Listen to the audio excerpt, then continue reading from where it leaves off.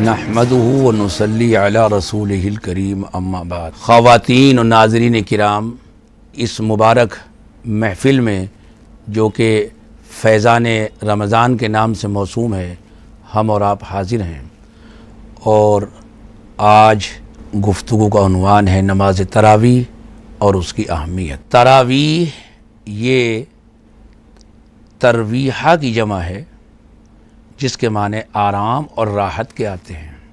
اللہ کے نبی صلی اللہ علیہ وسلم فرماتے ہیں کہ ان اللہ فرض علیکم الصیام، اللہ تعالی نے اس مبارک مہینے میں ان اللہ فرض علیکم صیام رمضان، روزے رکھنے تو اللہ نے فرض کیے، وہ تو اللہ کی طرف سے ہے روزہ رکھنا۔ یا ایھا الذین آمنوا کتب علیکم الصیام کما کتب علی الذین من قبلکم، روزہ رکھنے کا حکم تو اللہ کی طرف سے ہے، لیکن یہ تراویح پڑھنے کا حکم اللہ کے نبی فرماتے ہیں کہ یہ میری طرف سے ہے۔ وَسَنَنْتُ لَكُمْ قِيَامَهُ، اس میں رات کا قیام جس سے مراد تمام مفسرین کے نزدیک نماز تراویح ہے، آپ فرماتے ہیں کہ یہ میری طرف سے مسنون ہے، میری طرف سے سنت ہے۔ اور سنت اور فرض میں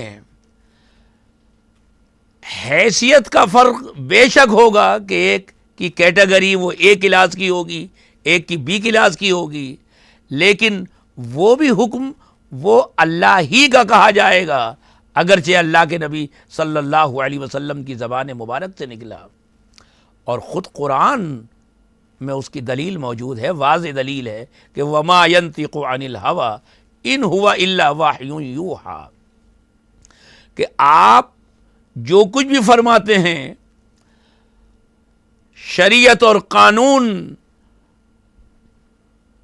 کے دائرے میں، وہ در حقیقت اللہ کا حکم ہوتا ہے، اگرچہ زبان محمد کی ہوتی ہے لیکن حکم وہ اللہ کا ہوتا ہے۔ وما ينطق عن الهوى ان هو الا وحی یوحی، تو وحی کا حکم اگرچہ جناب نبی اکرم صلی اللہ علیہ وسلم نے دیا ہے، سنت قرار دیا ہے، سنت مؤکدہ، لیکن یہ اللہ ہی کا حکم قرار پائے گا۔ تو نماز تراویح، اس کی بنیاد خود نبی اکرم صلی اللہ علیہ وسلم سے ہے۔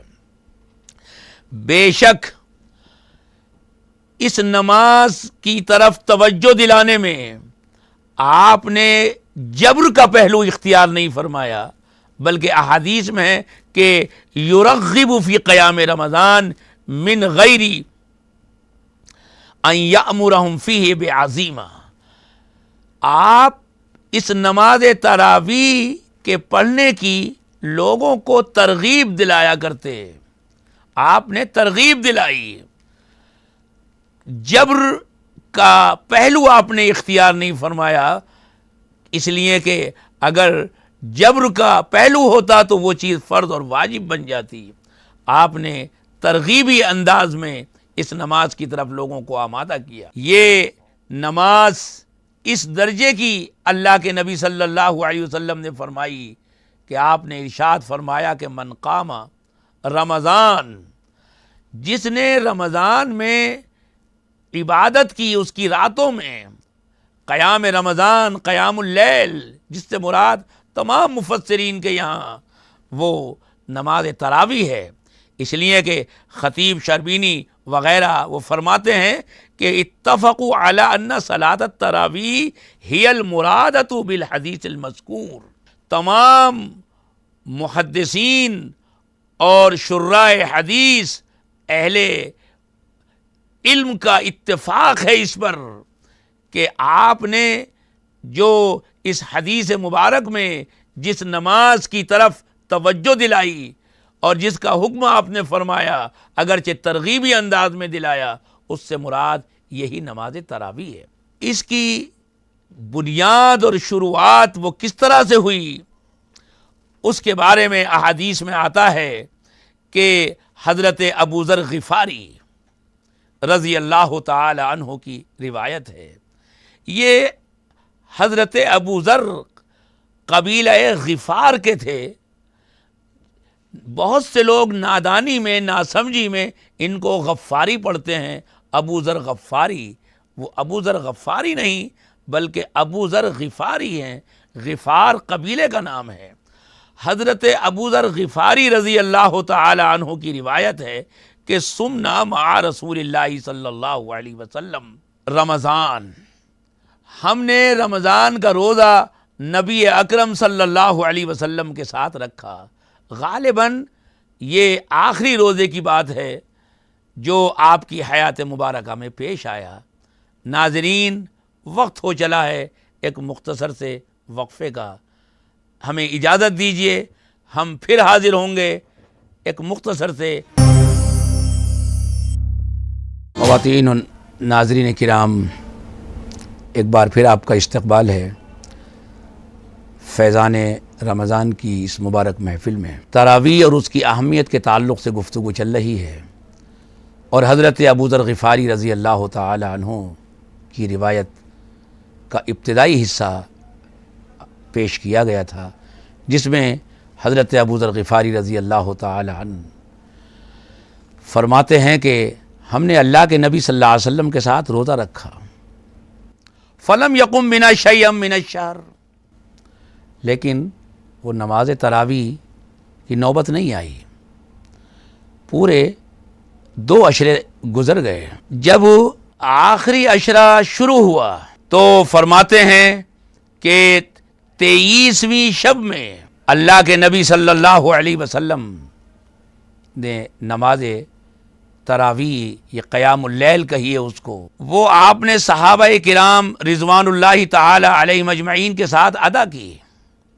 چونکہ پہلے سے کوئی اطلاع نہیں تھی، اس لیے مسجد میں جو لوگ موجود تھے صرف وہ حاضر رہے، اس نماز میں وہ شامل ہوئے. آپ نماز تراویح ادا فرماتے رہے اور فرماتے ہیں کہ حتی ذہب ثلث اللیل، تقریباً 1/3 حصہ رات کا گزرا، تب جا کر آپ فارغ ہوئے.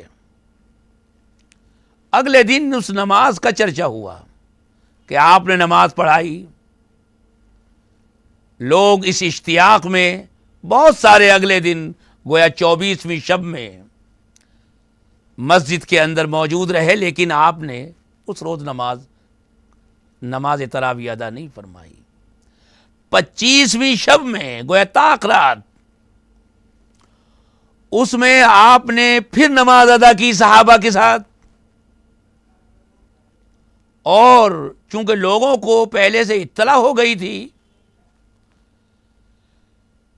اس 23 تاریخ والی نماز کا علم تو تھا ہی، تو ایک کثیر تعداد یہ 25ویں شب میں شامل تھی.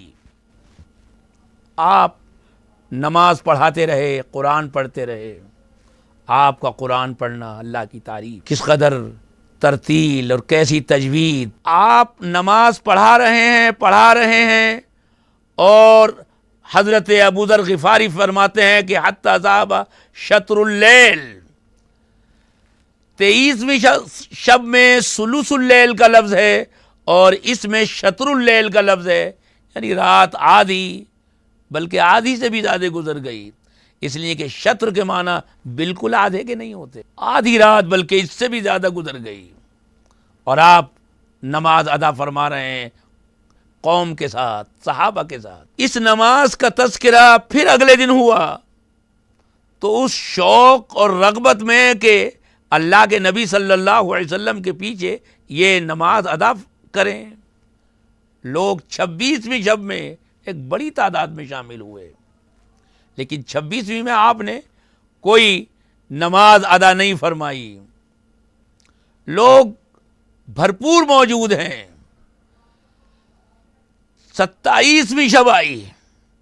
حضرت ابو ذر غفاری فرماتے ہیں کہ جب 27ویں شب آئی تو آپ نے اپنے گھر والوں کو، بیوی، تمام آپ کی جو ازواج مطہرات تھیں جو اس وقت آپ کی حیات مبارکہ میں موجود تھیں، ان سب کو آپ نے لیا، ترغیب دلائی، توجہ دلائی اور اہتمام کے ساتھ آپ سب کو مسجد میں لے کر آئے۔ فرماتے ہیں کہ فلما كانت الثالثة جمع اہلہ ونساءہ والناس، تمام لوگ کھچا کھچ بھرے ہوئے ہیں، تل دھرنے کو جگہ نہیں ہے۔ آپ کی ازواج مطہرات موجود ہیں جہاں عورتیں کھڑی ہوتی تھیں، سب لوگ موجود ہیں۔ اہتمام فرمایا آپ نے اس 27ویں شب میں، اور فقامہ بنا، آپ نے نماز ادا فرمائی۔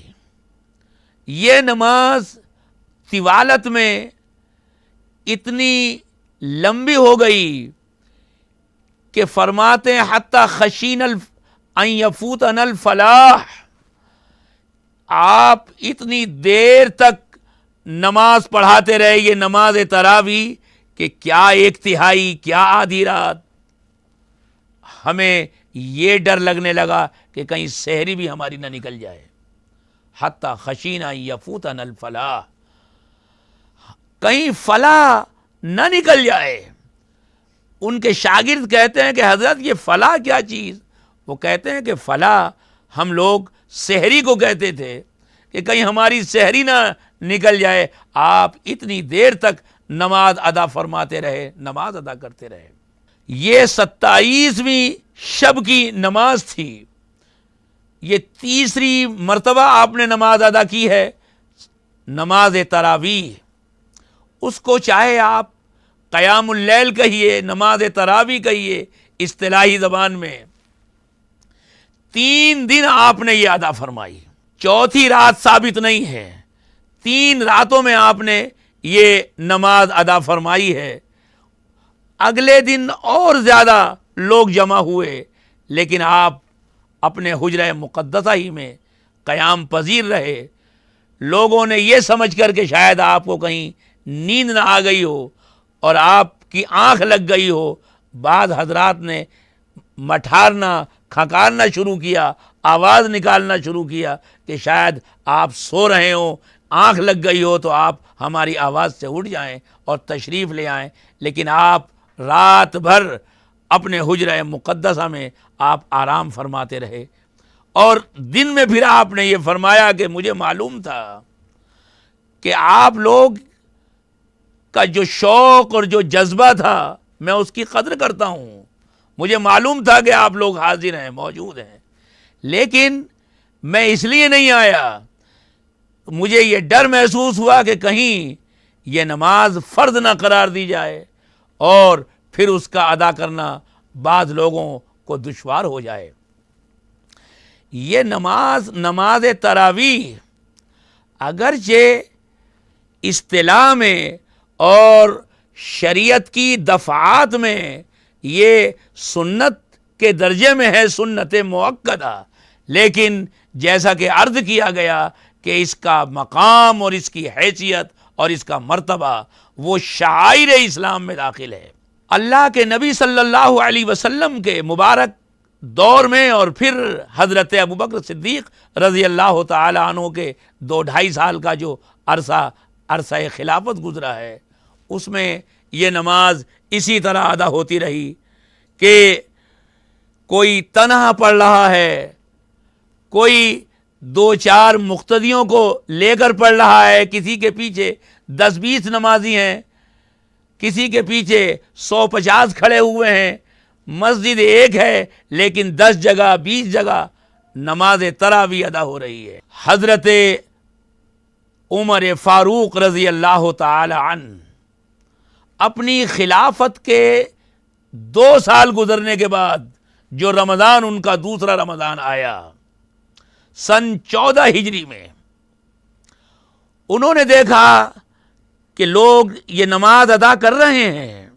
نماز جو شریعت کو مطلوب ہے، جو اللہ کے نبی صلی اللہ علیہ وسلم نے مسنون ہونے کا، سنت کا، جس کا آپ نے حکم فرمایا، لیکن یہ کسی نظم اور اہتمام کے بغیر ہے۔ حضرات، وقت ہو چلا ہے ایک خواتین و ناظرین کرام، فیضان رمضان میں پھر آپ کا استقبال ہے اور گفتگو چل رہی ہے تراویح اور اس کی اہمیت پر۔ تراویح اللہ کے نبی صلی اللہ علیہ وسلم کے مبارک عہد میں صرف 3 مرتبہ ادا ہوئی۔ حضرت ابوبکر صدیق کے دور میں اس طرح نماز ہوتی رہی کہ کوئی تنا پڑھ رہا ہے تو کوئی 2 4 10 20 کو لے کر پڑھ رہا ہے۔ حضرت عمر فاروق امیر المومنین وہ پہلی شخصیت ہیں کہ جنہوں نے ان تمام لوگوں کو ایک امام پر اکٹھا کیا ہے اور ایک امام کے پیچھے سب کو تراویح کے لیے جمع فرمایا ہے۔ چنانچہ تواریخ اور سیر کے اندر موجود ہے کہ سن 14 ہجری میں، جو کہ حضرت عمر فاروق رضی اللہ تعالی عنہ کی خلافت کا 2 سال گزرنے کے بعد کا عرصہ ہے، رمضان آیا اور حضرت عمر فاروق نے دیکھا کہ مسجد نبوی میں کوئی تنا تراویح پڑھ رہا ہے، کسی کے پیچھے 2 4 ہیں، کسی کے پیچھے 10 20۔ آپ نے خیال فرمایا اور اس کا اظہار کیا کہ کاش یہ لوگ اجتماعیت کے ساتھ نماز ادا کرتے تو کتنا بہتر ہوتا۔ اس لیے کہ جو خوف اور اندیشہ تھا اللہ کے نبی صلی اللہ علیہ وسلم کو کہ فرض نہ ہو جائے، ظاہر ہے کہ وہ اندیشہ تو اب باقی نہیں رہا، اور شریعت کو اجتماعیت مطلوب ہے، جماعت مطلوب ہے۔ اللہ کے نبی صلی اللہ علیہ وسلم نے جماعت کے ساتھ یہ نماز ادا فرمائی ہے، تو کیوں نہ ایک ضابطہ مقرر کر دیا جائے کہ تمام لوگ جماعت کے ساتھ یہ نماز ادا کریں۔ چنانچہ آپ نے صحابہ کرام اجلہ صحابہ، ظاہر ہے کہ حضرت عمر فاروق رضی اللہ تعالی عنہ کے زمانے میں اجلہ صحابہ کی ایک بڑی تعداد موجود ہے، حضرت علی موجود ہیں اور دوسرے حضرات موجود ہیں، 10 مبشرہ میں بھی ایک معتدبہ تعداد موجود ہے۔ ان تمام اہل حل و عقد سے مشورہ کرنے کے بعد، رائے لینے کے بعد، آپ نے حضرت ابی ابن کعب رضی اللہ تعالی عنہ کو، جو قراءت میں مشہور ہیں، جن کی قراءت وہ تمام صحابہ کے درمیان میں امتیازی حیثیت رکھتی ہے، صرف قراءت ہی نہیں بلکہ 10 مبشرہ، وہ 10 صحابہ جن کو اللہ کے نبی صلی اللہ علیہ وسلم نے جنتی ہونے کی بشارت دی کہ تم جنتی ہو، ان میں حضرت ابی ابن کعب بھی شامل ہیں۔ ان کے پیچھے حضرت عمر فاروق رضی اللہ تعالی عنہ نے تمام صحابہ کو جمع فرما دیا، اور تمام کے تمام صحابہ نے ان کے پیچھے 20 رکعت نماز تراویح ادا فرمائی۔ حضرت عمر فاروق ان شخصیات میں شامل ہیں کہ اپنے تو اپنے غیر بھی ان کے مرتبے اور مقام کے معترف ہیں۔ حضرت عمر فاروق وہ ہیں جن کے بارے میں اللہ کے نبی نے فرمایا کہ حق عمر کی زبان پر چلتا ہے۔